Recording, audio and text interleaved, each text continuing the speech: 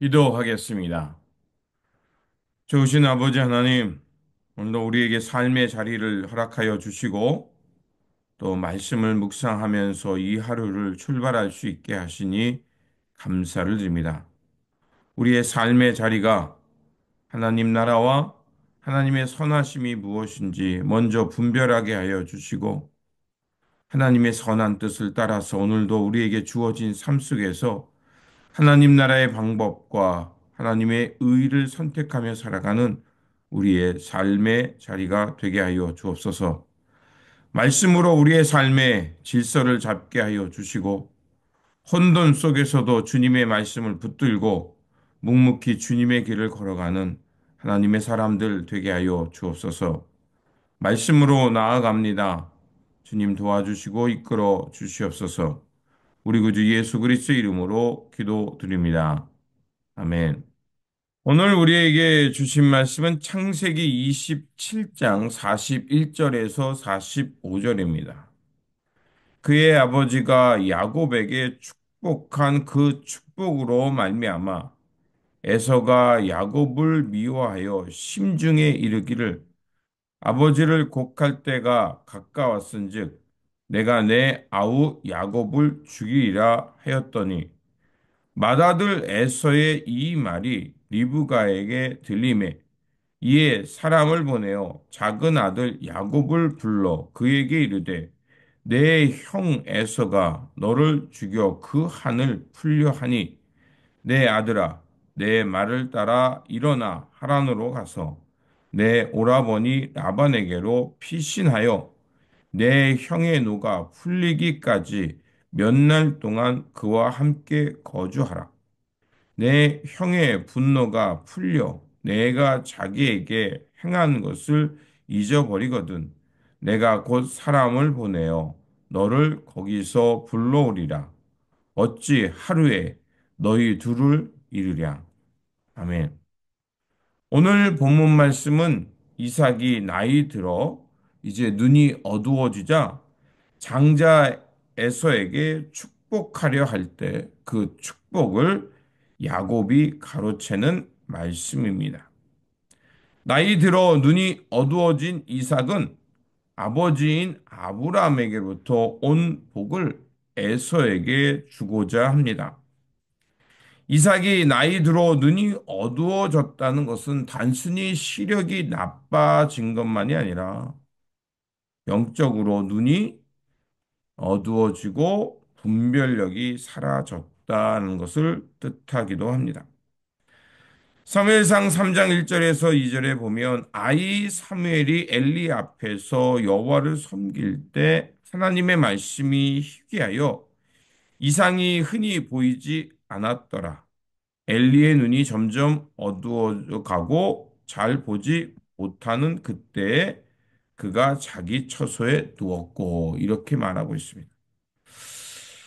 그 엘리의 눈이 점점 어두워졌을 때 하나님의 말씀이 희귀했다라고 말하면서 사무엘상 3장이 우리에게 말해주고 있습니다. 그의 눈이 어두워졌을 때 어떤 일이 있었냐면 한나가 애가 없어 통곡할 때 그 기도를 엘리가 보고 기도하는 모습을 엘리가 보고 착각하여 술에 취한 것으로 보았습니다. 그래서 한나에게 그 포도주를 끊으라라고까지 말을 했죠. 또한 어떤 일이 있었냐면 엘리가 제사장으로 있을 때 그의 아들 홈리와 비느하스가 성전 제물을 함부로 대했고요. 또 성전에 있는 그 하녀들을 함부로 대하기도 했습니다. 이런 일이 있을 때 엘리는 꾸짖고 그것을 금하고 마땅한 벌을 내려야 했음에도 불구하고 그것을 하지 않았죠. 그러다 블레셋과 전투에서 언약궤를 가지고 가면 자신들이 어떻게 살았든지 전쟁에서 이길 거라고 생각했지만 패배하고 언약궤까지 블레셋에 빼앗기는 상황에 이르게 된 것입니다.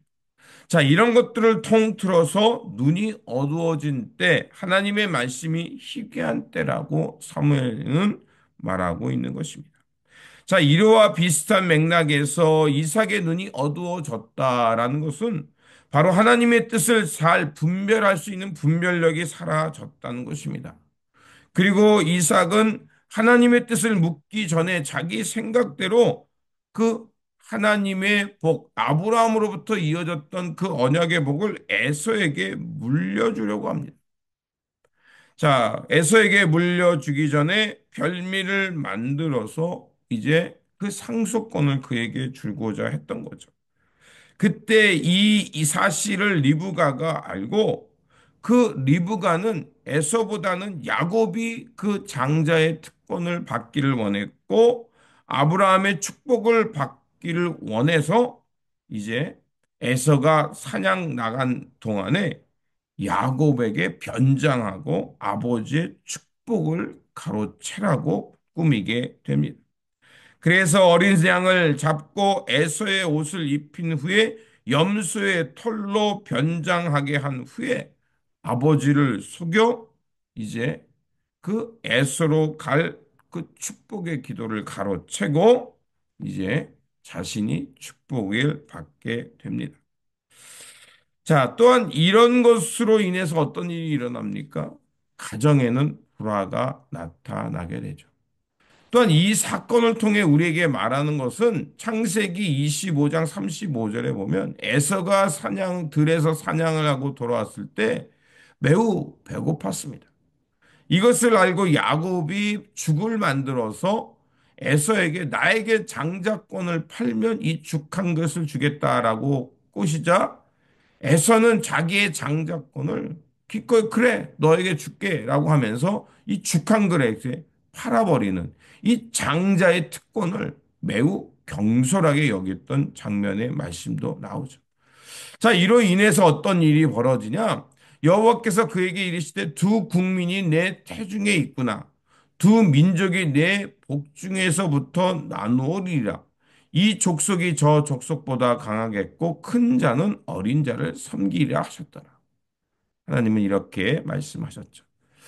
자, 눈이 어두워진 이삭은 너무나도 사냥을 나갔다가 빨리 돌아오니까 야곱의 행동을 이상하게 여기면서 네가 막 정작 에서냐라고 묻습니다. 그런데 야곱은 뭐라고 합니까? 천연스럽게 그 거짓을 행하면서 어떻게 말하냐면 하나님이 나에게 순조롭게 이 사냥을 할 수 있도록 도와서 이렇게 아버지에게 속히 그 음식을 만들어 갖고 왔습니다. 라고까지 이렇게 속입니다.